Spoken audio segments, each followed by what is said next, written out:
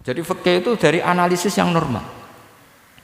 Makanya saya sering sekarang akhir-akhir ini sering kampanye kitab Sajaratul Ma'arif, dan itu saya serius dengan kampanye itu karena dikarang oleh Sultanul Ulama. Jadi kalau di wali ada Sultanul Aulia, di ulama juga ada Sultanul Ulama, yaitu Syekh Izzuddin bin Abdis. Itu kalau ngarang fikih itu gampang sekali. Saya punya kitab beliau Qawaidul Ahkam. Beliau ketika cerita kenapa harus ada sholat dihormatil waktu, beliau nerangkannya enak sekali. Kalau santri sarang, Lirboyo atau Peloso atau santri mana saja, biasanya kalau pergi ke terminal, yang dulu terminal itu kan nggak layak, apalagi ya dulu nggak layak, pokoknya kalau pipis itu pasti kena najis lah celana.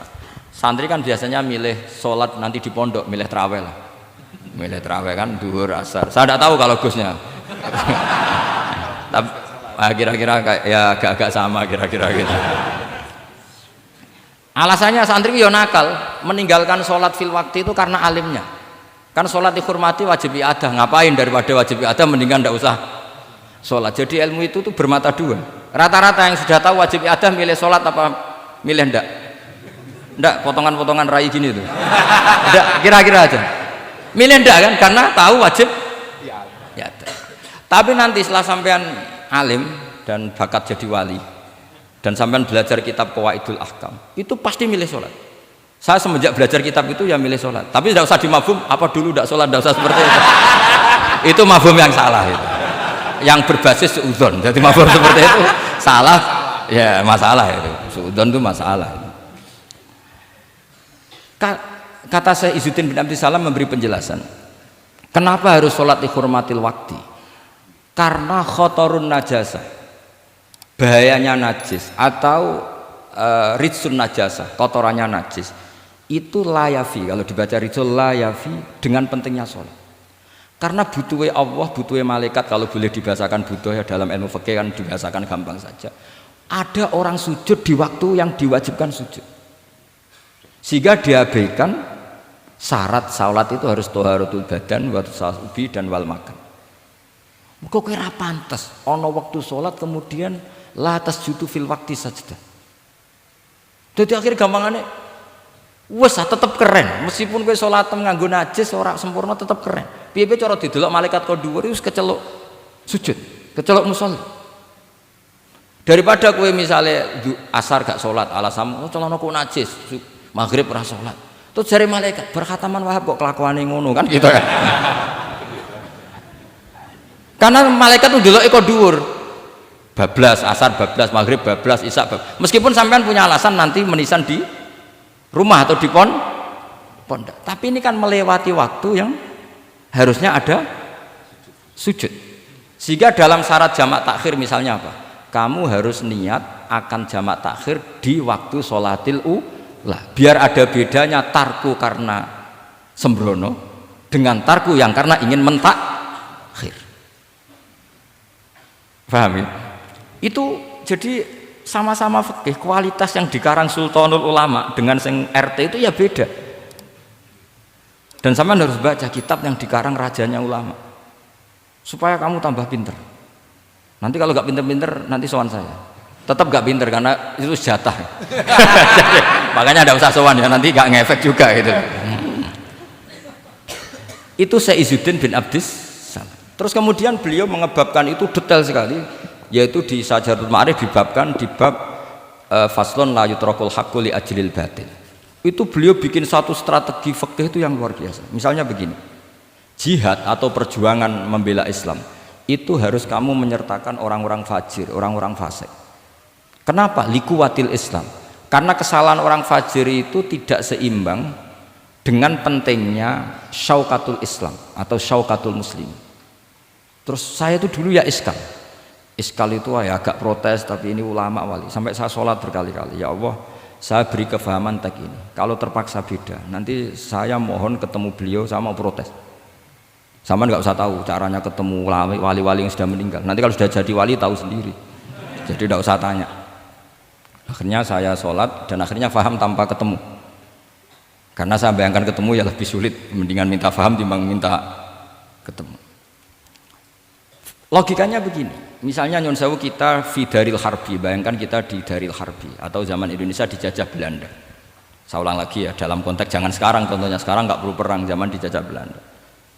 Kita misalnya milih pasukan Hizbullah dan Sabilillah selektif, yang sholatnya benar, yang puasanya benar, yang toharohnya benar. Kira-kira dapat pasukan berapa coba? Enggak, jawab saja. Kan hanya dapat pasukan sedikit. Sementara misalnya Belanda bisa pasukan banyak karena tanpa seleksi. Di sini nih hebatnya Rasulullah SAW. Kata beliau, wal jihadu madin mundu ba'atsan ya Allah ila yaumil qiyamah sampai ila ayyuqatila akhiru ummati ad-dajjal la yubtiluhu jawru jairin wala adlu adilin. Sebagian riwayat langsung wal jihadu tetap wajib bun alaikum ma'akul libarin wa fajirin. Nah, penjelasan Nabi kenapa kita harus berjuang mengawal Islam meskipun harus ma'akul libarin wa fajirin.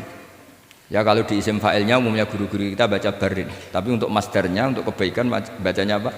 Birun. Nanti kamu protes, oh barun itu daratan Gus, kalau birun itu kebaikan. Aku itu macaku kamus luwes suwi, bocah kok sembrono.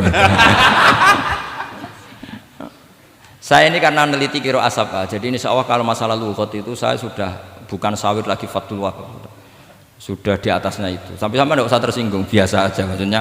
Karena ini kompetisi, kalau sama nggak cocok ya harus bersaing, jangan geremeng tok. Gus Pak sombong tidak usah bilang gitu, saingi saja.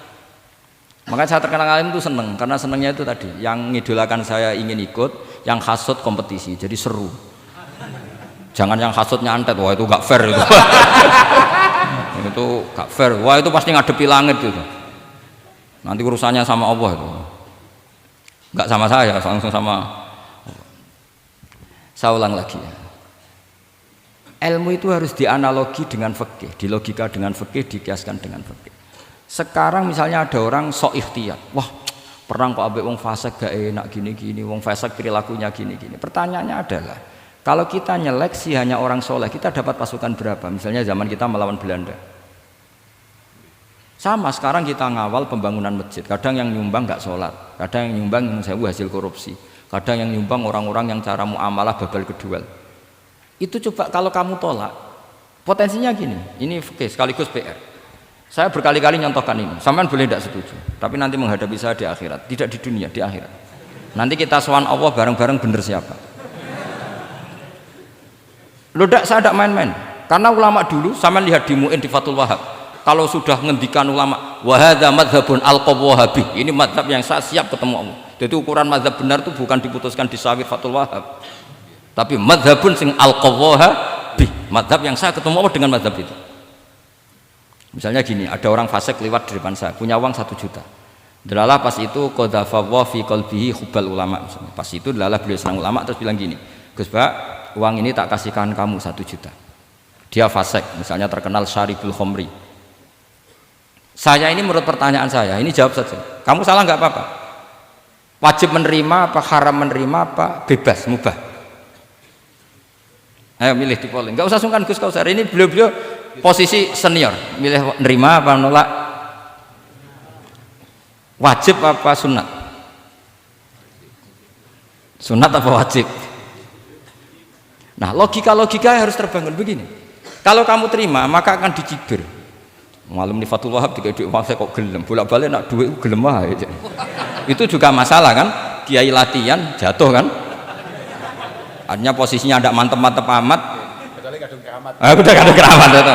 Saman jangan niru saya, aman udah itu. Bayangkan sampean yang latihan nyai itu. Tapi pertanyaannya kalau sampean tolak, terus ista'ana bihadhihi darahim lil maksiyah. Tak kena kiai ra gelem, tak kena demenanku. Dan hari itu andaikan dia tidak punya uang 1 juta, dia tidak bisa kedemenannya. Gara-gara sampean tolak, dia punya alat untuk maksiat lagi. Kalau seperti ini jadi haram apa wajib? Loh, berarti sampean harus gak jawab anut aku. Artinya sampean jawab kan terprovokasi saya kan? Terprovokasi narasi. Terprovokasi narasi. Itu kriminal untuk calon ulama gitu, itu nggak boleh. Nah, logika ghanimah kira-kira seperti itu. Ghanimah itu normalnya haram. Normalnya haram karena ghanimah itu min amwalil kufar. Dan notabene amwalul kufar adalah bukan sekedar mukhtalithah, aksaruha mungkin minal haram. Tapi kenapa ghanimah dihalalkan di hadil ummah? Makanya Nabi ketika ngendikan u'titu khamsan lam yu'tahunna nabiyyun qabli, termasuk beliau menyebut wa ukhillat li al-ghanaim, termasuk saya 5 hal yang Nabi sebelumnya enggak dikasih, saya dikasih. Di antara beliau nyebut wa ukhillat li al-ghanaim, ghanimah itu halal untuk umatku. Itu kan kenapa Nabi menyebut itu? Karena normalnya ghanimah itu haram karena min amwalil kufar. Tapi kenapa dihalalkan? Saya pernah ditanya seorang dosen, kenapa itu halal Gus? Saya itu kok nggak nyaman. Karena ini jenis orang ikhtiyat. Terus saya bilang gini, andai kan kamu digarong sama garong, kemudian garong itu bawa senpi, bawa pedang. Karena kamu merasa itu tidak milik kamu, monggo gadane jenengan beto malih. Wah ya tidak bisa Gus, nanti dipakai garong lagi sama amwalul kufar. Andaikan lau a'tainahum, andaikan kita kasihkan lagi ke mereka, maka akan dipakai isti'anah, dipakai pertolongan atau alat untuk kekuatan kekafiran mereka. Di sini sirinya kenapa ghanimah menjadi halal. Tapi kenapa Nabi sebelumnya kok dikatakan haram? Karena logikanya memang haram. Itu hebatnya Allah SWT sama para kekasihnya.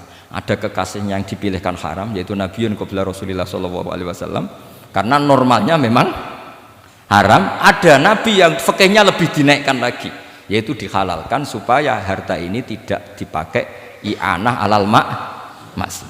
Sampean milih fikih mana coba? Nah, saya berharap pintere Khatam Fathul Wahab itu paling enggak sampai seperti ini. Bariku nantang saya enggak apa-apa, tapi nanti ketemu di akhirat.